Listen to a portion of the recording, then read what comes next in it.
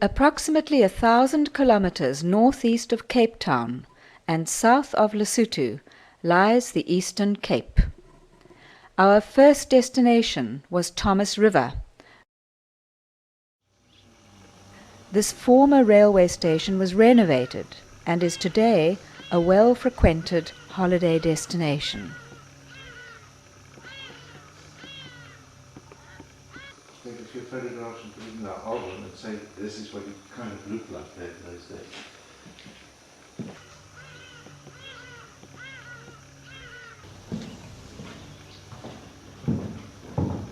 These fortifications bear witness to the border wars of the 1880s.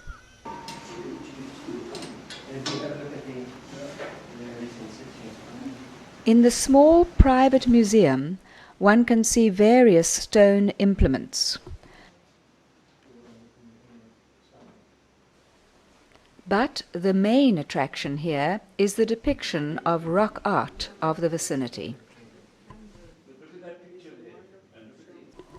Victor Biggs, who discovered much of the rock art here, was our leader for the next 2 days. Now, they look very close to nature. In the art were governed by superstitions, omens, and things like that. The inclement weather here could not stop us from seeing various shelters.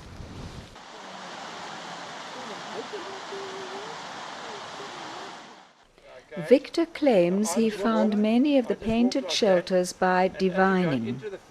He maintains that the sand painted in shelters that emit magical power. Swing back.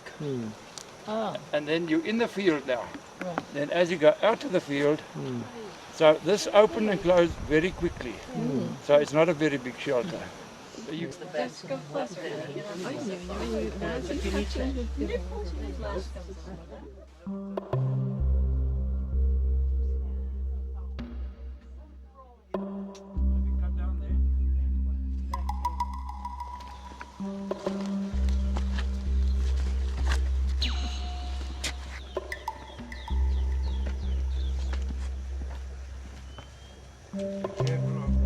for the rock painting stuff.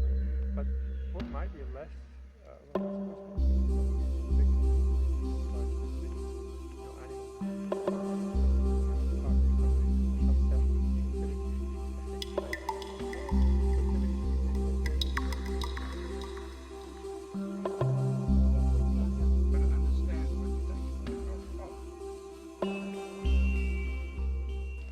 In contrast to the paintings in the Western Cape, these here are mostly polychrome and often depict the eland. Here we encountered the first of many images of serpents in the area.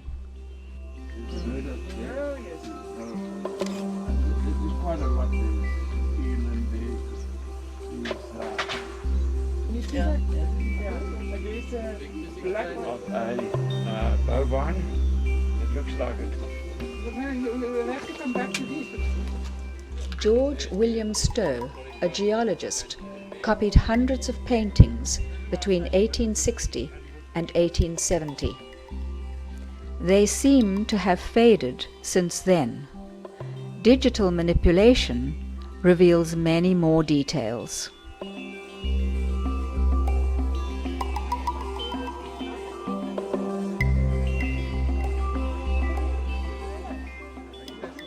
Until the end of the 17th century, the San occupied most of southern Africa. The Zulu king Shaka, during his Mfecane offensive, created mayhem amongst the neighboring Bantu tribes, who subsequently moved further south.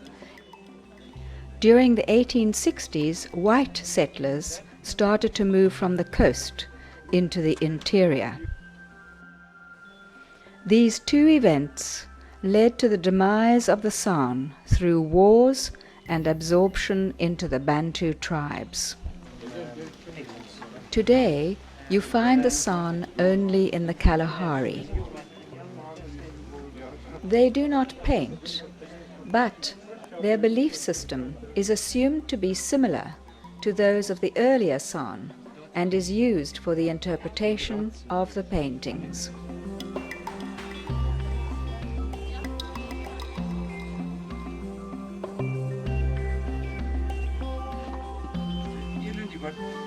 These animals, you've got to look at them very carefully. Remnants of fortifications are reminders of the border wars of the 19th century.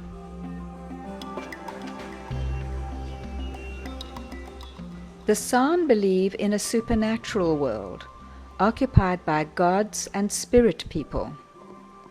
This world exists in 3 dimensions: sky, air, earth, the natural world, and the underworld, behind the rock face or underwater. After death, humans are transformed into spirits, which are often shown as therianthropic figures, part human, part animal, and live for eternity. The spirits of the dead were only visible to the owners of powerful potency, the shamans. This happens during the trance dance, when shamans are able to heal the sick. At Longfield Farm, there are remarkable images of creatures that could be either water animals or birds. Our next stop was approximately 300 kilometers north of Thomas River, at Berkeley East. We are now in the high Drakensberg, up to 3,000 meters. During colonial times, this was known as no man's land. Mainly nomadic San occupied this remote and unexplored terrain between the Cape and Natal colonies. There's something going on there. Are you going to be some transport too?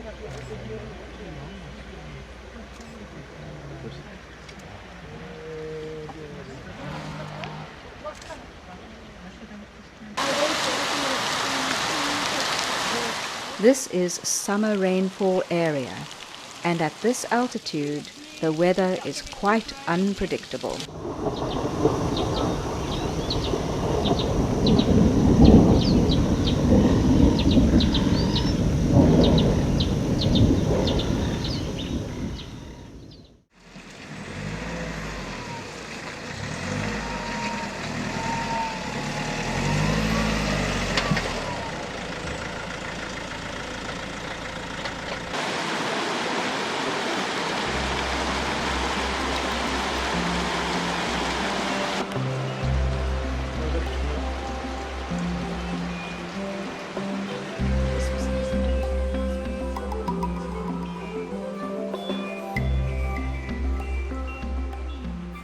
Dance Shelter is named for the well-preserved painting of a trance dance interpreted by Lewis Williams in the early 1980s.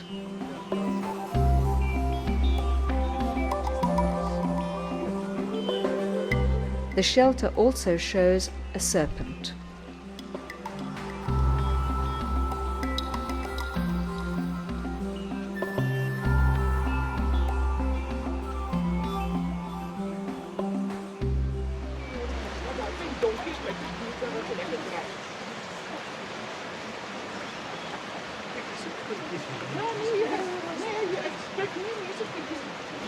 It's very difficult.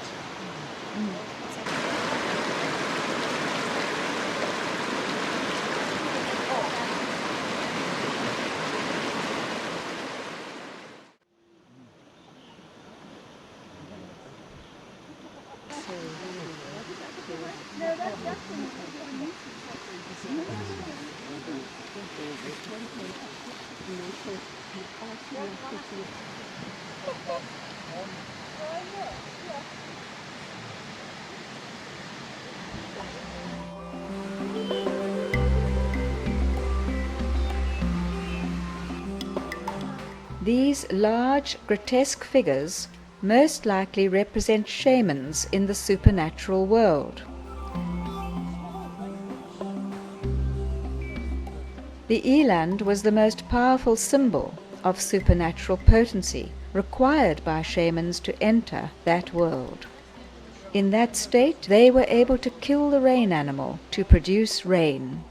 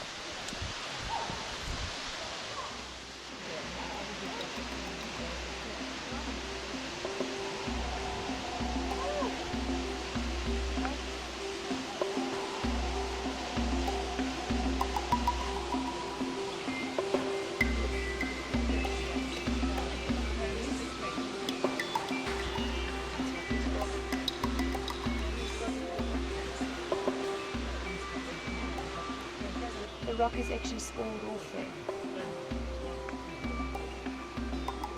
So everything here seems to be sun shaded to us.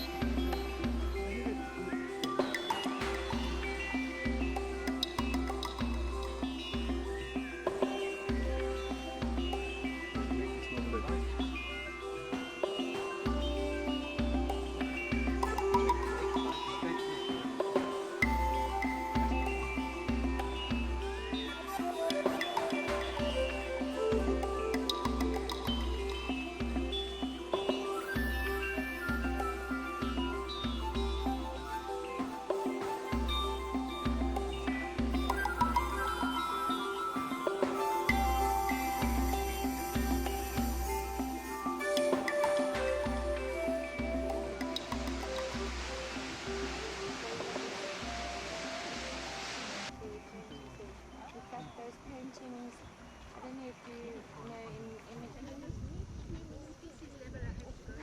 you made a doll. If only one could capture the sound on film. There comes the dog. Here comes Sean.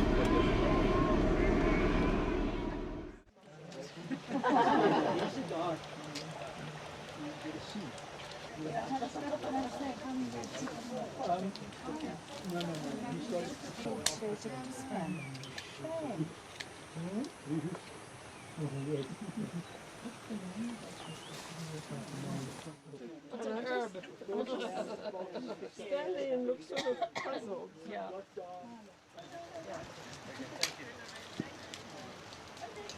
The first white settlers also made use of many of the shelters.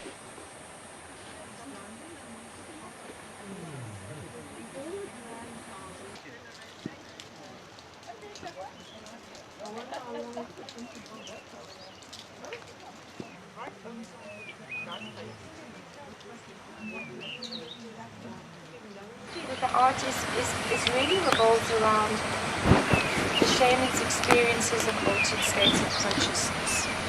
And this can be seen in many ways. That dancing we saw yesterday was a beautiful example of a medicine dance, trance dance, of people dancing together. And for the San, it was that rhythmic, physical movement that actually helped people enter into trance. Also women clapping. They had drums as well. And the ritual specialists were going to altered states of consciousness for various reasons. For healing, for calling the rain, for visiting distant association with girls' puberty rites. And this is something that's very important in the arts throughout southern Africa, on her first menstruation, would literally have an effect of keeping the rain away. So they were very, very closely intertwined, and she was probably one of the most important symbols at that stage in her life. And I believe that you see it in the art throughout South Africa.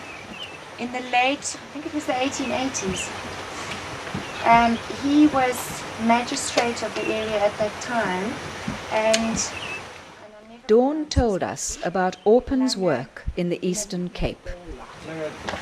Lange Balela escaped into Lesotho. At that time the laws changed for the black people living in the area, and they had to hand in all the weapons, and he refused to. So he escaped into Lesotho with some of his men, and Orpen was sent after him, and he found a San tracker to help him track him. And it was around the fireside at night that he said to him, what do these paintings mean? And those conversations he recorded. He was a prolific writer, and he recorded all of these conversations, and that is some of the very important ethnography that we use in our interpretations. So he was from this area, and he lived in this area. He actually surveyed this entire area.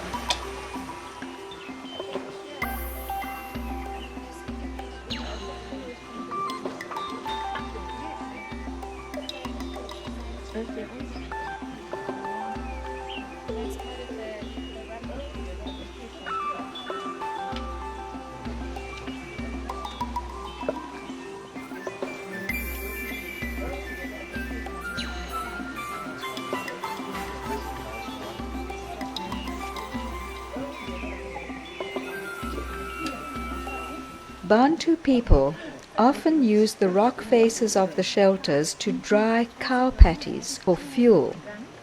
Dawn Green has published her research on these cow patties.